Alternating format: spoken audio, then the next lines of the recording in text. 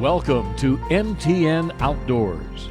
Weather plays such a big role in what happens in Montana and what we do. I'm going to try to keep this wind from blowing on this microphone right here because it is howling out here. I would say it's probably in the mid-30s right now, but that's not stopping people like Herbie Lay from getting out here and getting his ride in. It's one of the first rides of the year, and it's going to be the first race of the year this Saturday here. It is, like I said, very cold. We're going to be talking about what's happening with animals coming out this spring. There are a lot of new animals emerging. Bear, fish, birds, all these types of animals will be coming out. And let me tell you, I'm getting so cold here that it's getting hard to talk. It's very cold and the wind is blowing, but excited to see that spring activities are coming into play here in Helena and across Montana. For MTN Outdoors, I'm Keith Gravenitz. Spring is in the air and bears are out of their dens. Reports of bear sightings and conflicts with humans have occurred over the last several weeks. On Friday, a man was shed hunting near DePuyter and encountered a female grizzly. She charged at close range, and the man instinctively shot and killed the bear. This video is from Essex, where Lynn Simpson lives. The, quote, 80-something-year-old was out walking her dog Rocky when they spotted a bear. Notice where Lynn gets pulled down into the snow. Lynn and Rocky were able to get inside just before a large grizzly comes around the corner. The bear stops to smell where Lynn fell in the snow before moving on. As bears become more active, now is the time to assess your property for items that might attract bears. Bird feeders, including suet, are an easy target. Trash cans are obvious culprits. Compost piles are one way to get nutrient-rich soil, but are also a bear magnet. And if you like the smell of barbecue on a grill, you bet a bear will too. Keep that grill clean after every use. Besides easily obtained calories around homes, animal carcasses from winter kill or fall hunting are a primary source for a hungry bear. After waking up from hibernation, bears are in a state of negative energy balance and need to quickly rebuild their fat reserves and muscle mass. If you plan on hiking, it's time to carry bear spray again. Know how to use it and make sure it's not past that expiration date. Some estimates suggest there are 17,000 black bear and over 2,000 grizzly bear in Montana. They're awake and they're hungry. And now you're a little more weather-wise. For birds like osprey and geese that have begun nesting in the Spring Meadow Lake area, litter like fishing line and twine can cause danger for these aquatic birds. And you can see that right here in these nests. Yeah, not only is it impacting wildlife, but all of us in the public. For many, hiking or fishing is a way to connect with nature, and in Helena you can do that right near town at Spring Meadow Lake. For both wildlife and those recreating, it can be hard to enjoy when there is litter. On Friday, dozens of community members of all ages threw on their muck boots and grabbed their saws to help clean up the park. I think it's a great opportunity for folks to be able to make a difference right here in their community for wildlife, especially to see young people getting involved. With cleanup days like line and twine, the goal is to lower the numbers of birds relying on fishing line to make nests. Unlike grass and natural materials, it doesn't break, and so it can be a really big hazard. They can get tangled in it, their young can get tangled in it. Every year, Montana Wild sees geese, duck, and songbirds wrapped in discarded twine and fishing line. And the resources are there to prevent this from happening, with monofilament recycling and trash bins placed across the park. People need to pick up after themselves. They come out to recreate. They need to pay a little price of cleaning up after themselves to make it safe for the birds and the animals and for the other people that are using it. And while you're recreating here at Spring Meadow Lake this spring and summer, be sure to recycle all monofilament, whether it's yours or some you find, in these tube recycling bins. Reporting in Helena, Madeline Heath, MTN News. Anglers are starting to hit Montana's rivers, and that means fish, wildlife, and parks biologists are also catching some fish, all in the name of science. The caught fish are studied, and that information is put into a long-term report of the health of the fish in those rivers. That gives FWP biologists an opportunity to look at the health of the fish in Montana's rivers over the course of time. You know, the most important part is trends. We look at over time how these sampling efforts compare year to year, and it gives us a good sense of how fish are doing, whether populations are going up or down, and things that we need to keep in mind as we manage these fisheries for the most fish possible. On the Big Hole, Beaverhead, Ruby, and Madison rivers, fish tagging also continuing this year. This research effort uses anglers catching and reporting tagged fish to give FWP and MSU researchers a different picture of what's happening in these rivers that have seen reductions of the number of fish. Including adult trout mortality, how fish are being recruited into the population, and how tributaries are contributing to main stem populations, as well as any fish health issues. As anglers catch tag trout and submit reports of those tag trout, they're helping with that research. They're helping get a better understanding of how fish are doing and how we can help them. Other than being an important part of that research, FWP offering other incentives for anglers to participate.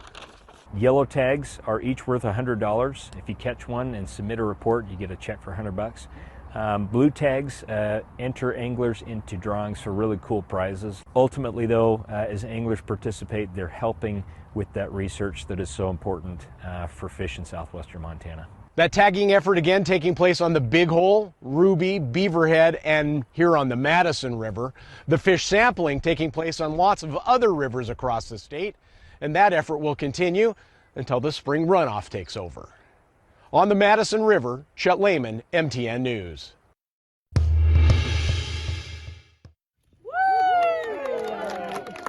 It was a day of celebration on the corner of Manning and North Summers Road in Kalispell as Reed Slough Wildlife Viewing Area opened to the public. Certainly this is a partnership project that, we couldn't have done it without everyone involved. The wildlife viewing area is made possible thanks to 2 conservation easements from the Danford and Cummings families, which protects the land from future development in perpetuity. The idea was there was always going to be a bird viewing area attached, and so that's where Fish, Wildlife, and Parks came in. Montana Fish, Wildlife, and Parks started construction of the wildlife viewing area in spring of 2024. Director Christy Clark says multiple organizations coming together made the project a reality. Bringing together landowners and trusts and Fish, Wildlife, and Parks, it's just what makes Montana so special. Bob and Terry Danford always envisioned a bird viewing area near Reed Slough. They turned their land into a conservation easement to make their dream come true. We love Reed Slough, we love the birds that are down there, and we just wanted to give people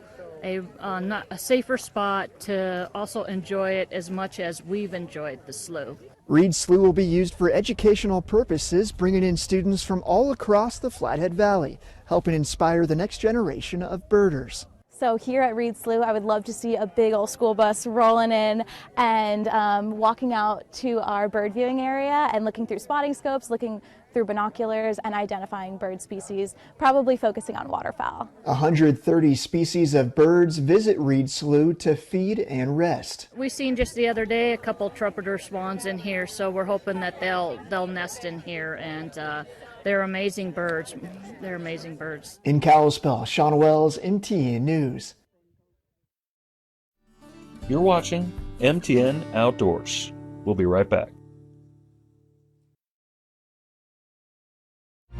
We now return to MTN Outdoors. Welcome back to MTN Outdoors. I'm out here at Last Chance Raceway, and there's a race coming up on Saturday, so I thought I'd come out and check it out.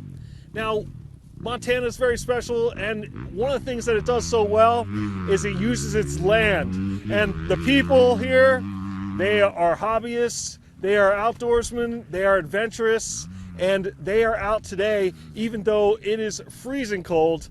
But we're going to take a look at some other uses of land in Montana and how it benefits us here as Montanans. As things start to warm up here in Montana, puppy and kitten season are rolling around. So I'm here at Prairie Song Animal Rescue to hear about the importance of neutering and spaying your animals. Puppies, puppies, puppies, puppies.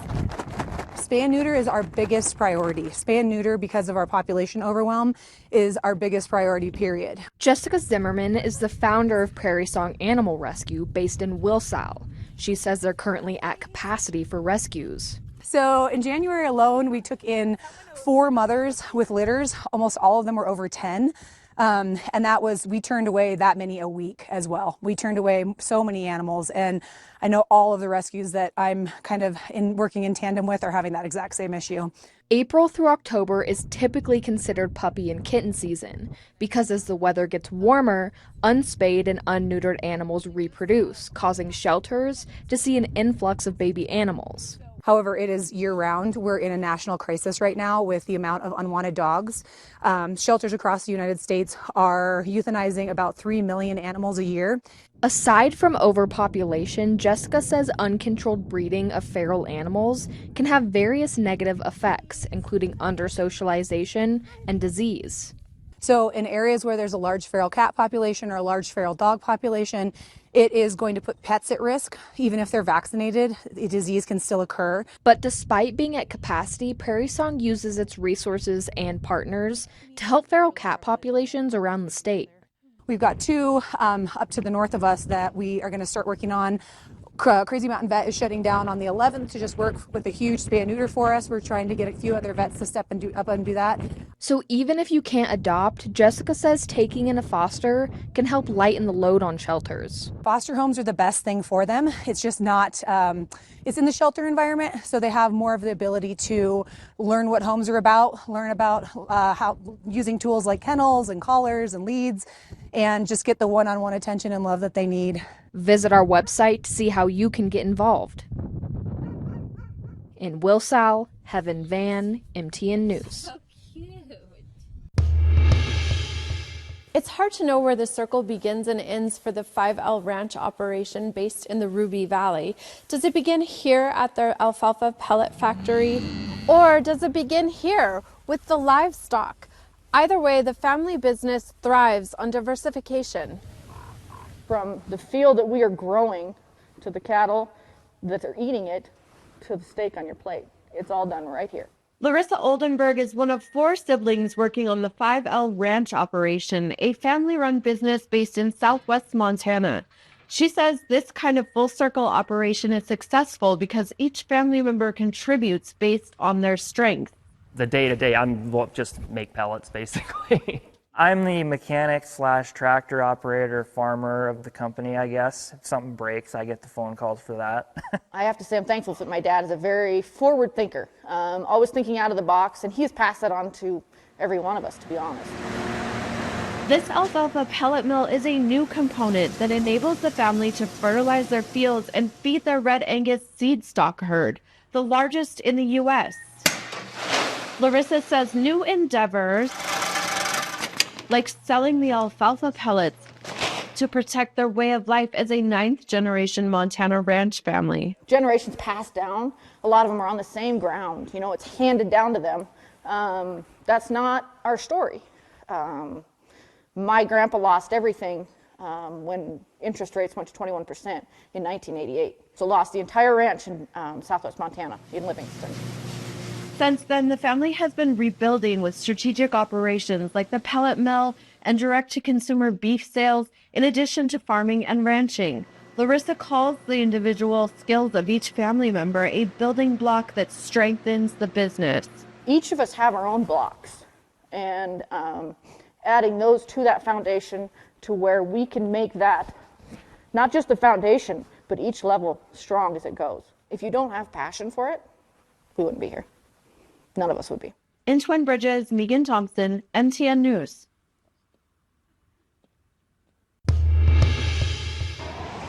Inside this new building near Toston, We broke ground on the facility in September. Jason Noyes and Travis Brazil are building a business. It's been pretty fast and furious. Their business, Hey Montana, is exactly how it sounds. We produce some of the finest alfalfa hay, in the U.S. And that high-quality second-cutting alfalfa hay brought them together. Called Jason, hey, I want to get some hay from you.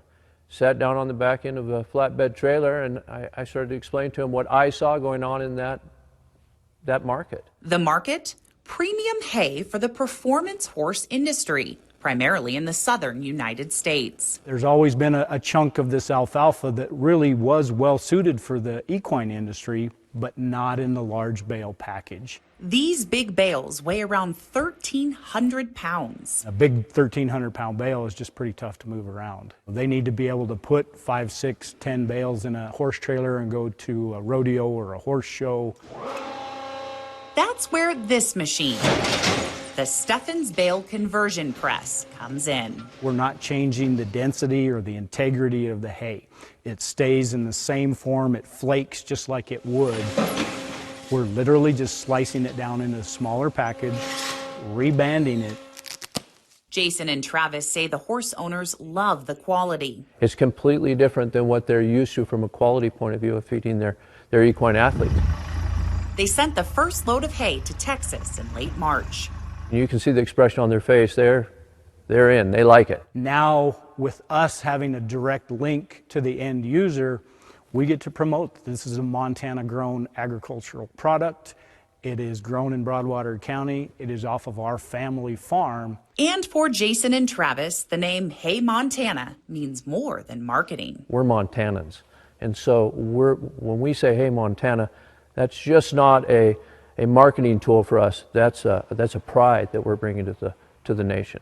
In Towston, Jessica Nelson, MTN News. You're watching MTN Outdoors. Stay tuned for more Montana magic. Wadsworth Park is just one of the more than 50 public parks here in Great Falls. Walleyes Unlimited is dedicated to improving the facilities and accessibility here at this underdeveloped park. And we got a community pond grant that we did some bank stabilization projects out here where the sides were sloughing off and the banks were 4 or 5 feet steep. So it was dangerous for people to be out here fishing. Now we have the double vaulted toilets that's being installed today. Hansen said they have been working to get this permanent toilet installed for over 3 years. This is also a great way for us to be able to give back to the community who helps us raise all of our funds. This toilet is a permanent fixture out here that says we are committed to improving this pond. The Walleyes Unlimited mission is to get kids outside to learn about fishing and conservation. Improving local parks like Wadsworth is just one step to that goal. I just think it is so important to give our kids well-rounded experiences, not just textbook learning in the classroom. They're actually getting out, getting into the field, and loving it. In addition to the double vaulted toilet that was installed on Friday, the Walleyes also have other projects coming up at Wadsworth Park, including the installation of pavilions, which is planned for this summer. I think that by doing this, we are going to get people out to Wadsworth and utilizing this a lot more. Walleyes Unlimited has several other projects in the works, and I'll have more information on that available at our website. In Great Falls, I'm McKenna Dickey with MTN News. First, there was a freeze on hiring seasonal workers. That was reversed, and then the number of seasonal hires was actually increased. After that, probationary employees were laid off across the board. That was reversed by a federal judge, and those workers began to return. Now, a new set of layoffs is looming, and that has some local business people concerned. A lot of the revenue that we make is in those summer months, and a lot of that is directly dependent on tourism to Yellowstone National Park. Jeff Galley, a Livingston restaurant owner, is a new member of the Yellowstone Gateway Business Coalition. He says he's concerned about the public perception of cuts at national parks. People see the parks as something that might be unstable, or that they might not have the resources to operate correctly. They might not come. But Montana U.S. Senator Steve Daines tells MTN News that shouldn't be a concern.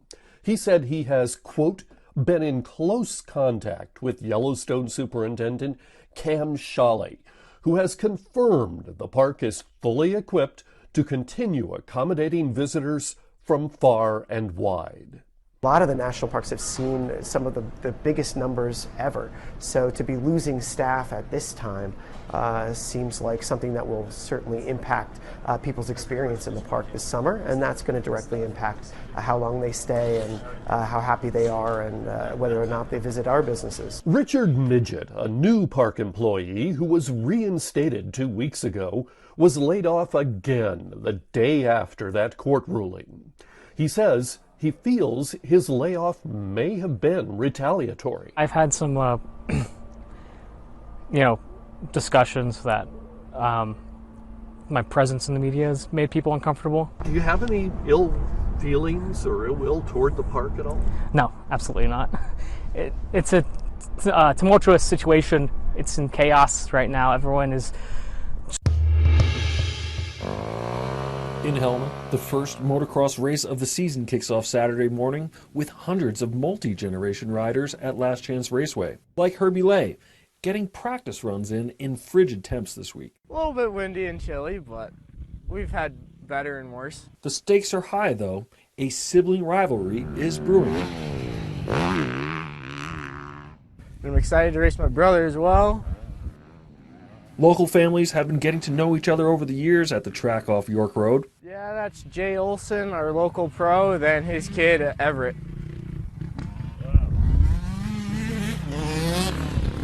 Yeah, I mean, motocross is a family sport, so we've been in it I've been in it for 30 years, and they've been doing it since they were about 4.